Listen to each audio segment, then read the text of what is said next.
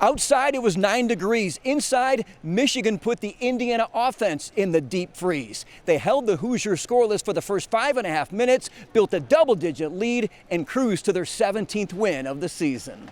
Obviously, when the threes are falling, everything's good, but we got to make sure that when those shots are falling, we're continuing to, not let that affect us on the other end and kind of lighten up a little bit, and keep our intensity. We had that big lead. I think we were up like 21-22 at one point, and then they cut it back down to like 14. So we got to make sure that we just do a lot better. Today we kind of look like when we were in Vegas again.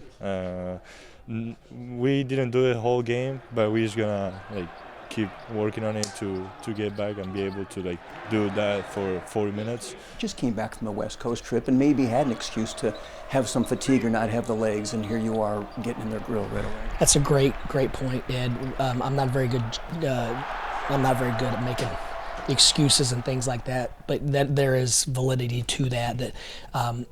We probably we may have ran out a little of gas a little bit, especially with the quick turn.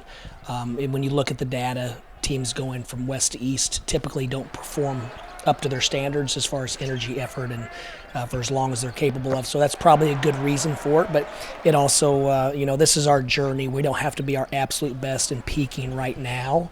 And so we just have to continue to move in the right direction.